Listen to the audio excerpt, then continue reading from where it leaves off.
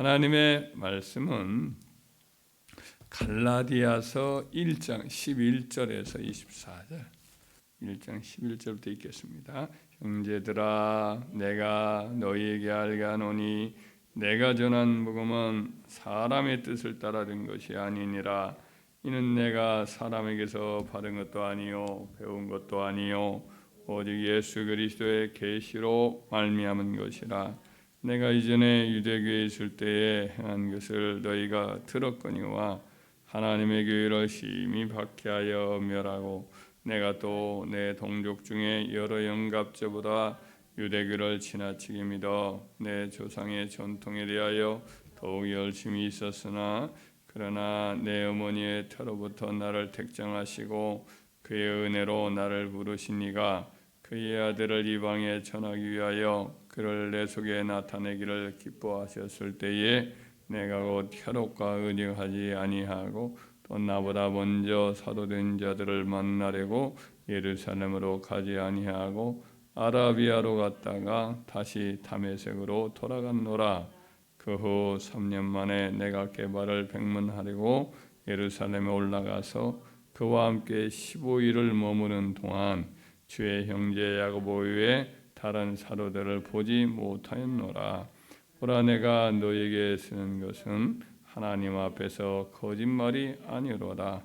그 후에 내가 수리아와 길리기아 지방에 이르렀으나 그리스도 안에 있는 유대의 교회들이 나를 얼굴로는 알지 못하고 다만 우리를 박해하던 자가 전에 멸하려던 그 믿음을 지금 전한다 함을 듣고 나로 말미암아 하나님께 영광을 돌리니라.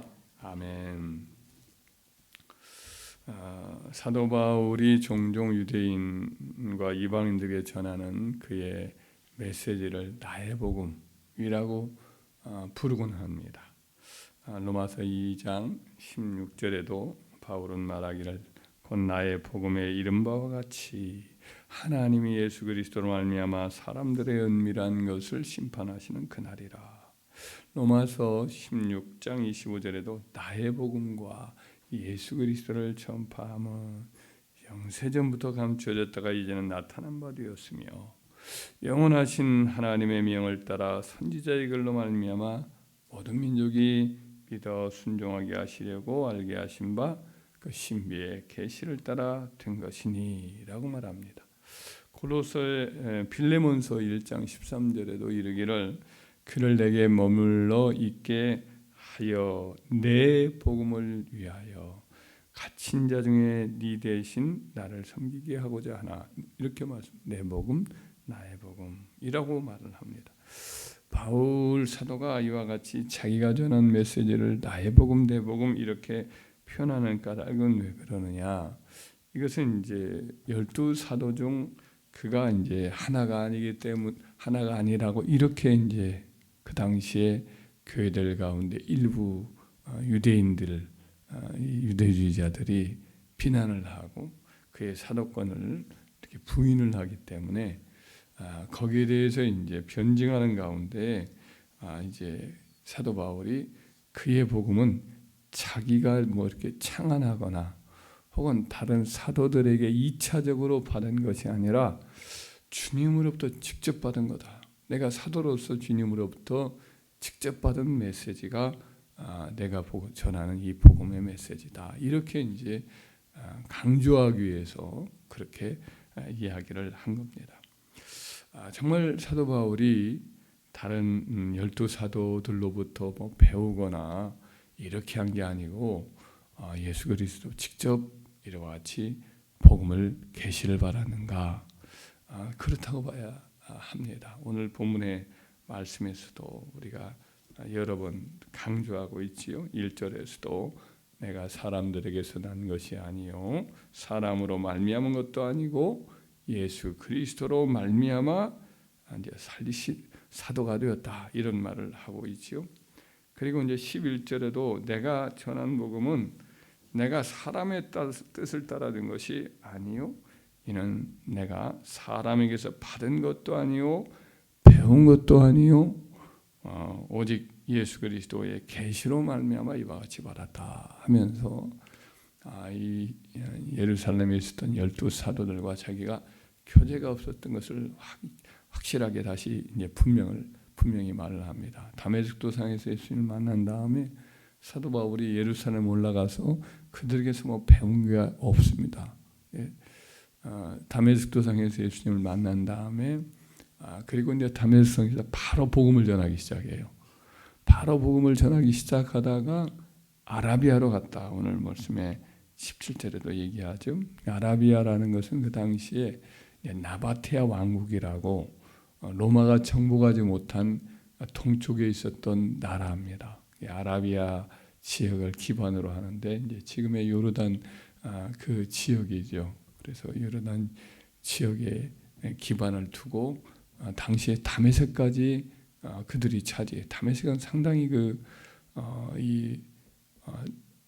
로마의 군대가 위로부터 내려와서 유다를 정복하고 또 이집트까지 사실은 로마가 다스리고 있는 때니까 그 당시에 그 다메섹까지 이 나바테아가 정복하고 있다는 것 자체가 굉장히 로마와 맞서고 있을 수 있는 힘을 가진 나라라는 뜻입니다.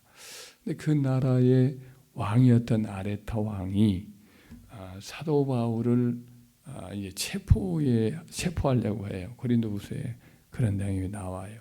그가 이제 아레타 왕의 고관이 자기를 잡으려고 이렇게 했기 때문에 형제들이 자기를 광주리에 태워서 이제 다메섹 그 성벽에서 달아내렸다 이런 내용이 나옵니다.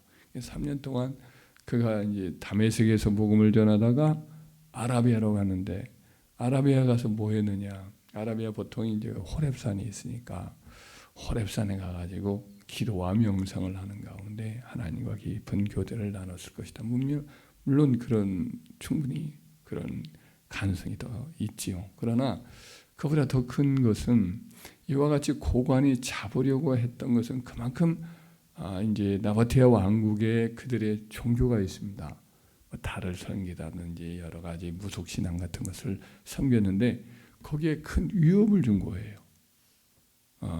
다메섹만이 아니라 아라비아 쪽에 가가지고 자기들의 종교를 위협할 만큼 복음을 사도 바울이 아라비아 지역에서 전한 거지요. 그래서 이제 위험 분자다. 나라의 여러 가지 정신적이나 종교적인 거나 여러 모양으로 해를 끼치는 사람이니까 체포해라. 그렇게 해가지고 이제 체포를 한 것으로 보여집니다. 고요하게 기도만 한 사람을 누가 체포하겠어요? 그러니까 사도 바울이 초기부터 복음을 전한 거예요. 그가 받은 예수 그리스도로부터 받은 그 복음을 즉시 그가 강력하게 전한 것을 알 수가 있습니다. 그래서 이제 돌아와서 그렇게 해서 체포를 피해 가지고 성에서 빠져나와서 예루살렘 올라갔다가 단지 15일을 머물러요. 여기 본문 말씀에 18절에 그죠? 15절을 머무는데 누구를 보았느냐? 야고보, 예수님의 육신의 동생 야고보 외에는 아무도 안 본 거예요. 그러니까 베드로를 만났거나 요한을 만났거나 교제할 시간이 없었어요. 그때 교제하려고 하니까 의심하고 다들 거부하는데 그때 이제 바나바가 중재를 해가지고 그때 사도들과 잠깐 만났는데 야고보 외에는 본 사람이 없으니까 뭘 존수하고 배우고 할 아무런 그런 기회가 없었죠. 그런데도 불구하고 이와 같은 가운데 사도 바울이 계속해서 복음을 전하는 일을 했고 이후에 그의 고향인 길리기아 지역에서도 한 12년 정도를 거기서 이방 지역에서 복음을 전하는 일을 했으니 바울이 어찌 배운 것 없이 그렇게 가르칠 수가 있겠어요. 그 이후에도 뭐 따로 그들과 깊은 교제를 나눌 사이가 없었기 때문에 사도 바울은 그야말로 하나님 우리 주님으로부터 직접적인 계시로 받은 것 외에는 어떤 누구로부터 배우거나 듣거나 뭐 이렇게 한 것이 없다고 봐야 됩니다. 그래서 사도 바울이 나의 복음이라고 얘기를 하는 거예요. 내가 스스로 창안한 것도 아니에요. 자기가 창안해냈다고 한다면 그것은 어때요? 여기 오늘 본문에 안 읽었지만 6절에서 10절까지 말씀해 보면 다른 복음이라 이런 사람들이 다른 걸 가르치는 그런 사람들이 다른 예수를 가르치는 사람이 있다 이렇게 하는데 그런 사람이라고 한다면 내가 그렇게 다른 복음을 내가 전한 것 외에 내가 전했던 것 위에 나라도 다른 복음을 전하거나 천사라도 다른 복음을 전하면 저주를 받을 것이다 이런 말을 하거든요. 자기가 받은 복음과 자기가 전하는 메시지 뭐랄까요? 자기의 어떤 전도 행위가 만약 자기가 받은 복음 위에 다른 걸 전하면 자기조차도 저주를 받는다 이런 말을 해요. 자기가 받아서 전하는 이 메시지를 객관하고 있죠. 왜냐? 자기가 연구해서 만든 게 아니니까. 자기가 스스로 연구하거나 뭐 어디서 그런 것이 아니라 그야말로 주님의 그 원래부터 그분이 갖고 있었던 성령이 계시로 받은 거니까. 그래서 나라도 만약 내가 전한 복음 외에 다른 거 전하면 저주를 받는다 이런 말을 할 수가 있었던 거지. 그래서 오늘날 우리가 지금 사도 바울의 이 신약 성경이 한 13권 정도가 되는 그 신약 성경 속에서 그가 받은 복음, 또 다른 말로는 그의 하나님의 비밀이라고 하는 그런 표현으로 하고 있는 이 복음의 신학 체계를 우리가 계속해서 거기에서 이제 신론, 뭐 기독론, 성령론, 또 종말론, 교회론 많은 이제 그의 방대한 신학 체계를 우리가 접하고 있지 않습니까? 베드로는 주로 목회적 설교를 했지요. 그죠? 요한은 좀 영적인 많은 가르침을 갖고 있지만은 그래서 사도 바울을 통해서 전해던 이 메시지가 이제 신약의 복음의 거대한 하나의 건축물을 이루고 있는 거지요.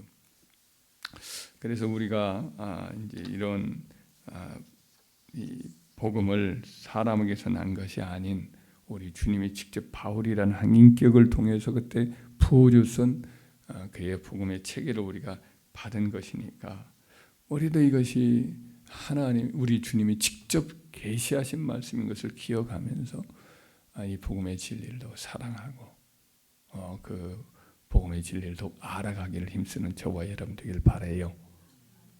잠언서의 말씀에 23장 23절에 진리를 사도에 팔지 말며 명철과 총명이나 이와 같은 훈계도 그리해라 그랬어요.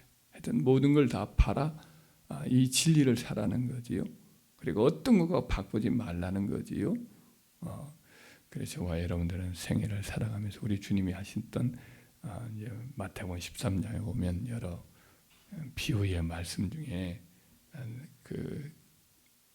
예를 들면 가장 값진 진주를 구하는 사람이 가장 값진 진주를 발견하니까 자기가 가졌던 모든 걸 다 팔아서 그걸 산다고 하지 않아요? 그러니까 이전에 모았던 거 여러 가지 또 멋진 또 진주도 있지만 가장 값진 진주를 만나니까 다 파는 거예요. 한때는 뭐 여러 철학을, 한때는 다른 뭐 예를 들면 불교라든지 이런 것들을 심취를 했다 해요. 혹은 세상적인 여러 가지 타고난 어떤 나름대로의 어떤 학문을 얻었다 해요. 인생 철학을 얻었다 해요. 그러나 예수를 발견하고 예수를 통해서 드러난 이제 여러 복음의 귀하고 그 아름다운 영광스러운 복음의 보화들을 발견하면 다 팔아야 돼요. 다 팔아야 돼요. 다 팔고 그 예수 그리스도의 복음 하나만을 붙드는 것이 이것이 진정 우리가 영적인 부자가 되는 것이죠. 할렐루야. 우리 모두가 이 귀한 것을 받았으니 사도 바울이라는 사람을 통해서 받았고 또 요한이라는 사도를 통해서 예수님의 역신의 동생 야고보나 유다를 통해서 이와 같이 요한을 통해서 받았으니 이 귀한 진리의 말씀을 다 마음에 새기고 연구하고 사도 바울도 물론 이때 이제 처음부터 이렇게 전체적인 체계를 받았다고 저는 생각을 해요. 학자들도 그렇게 봐요.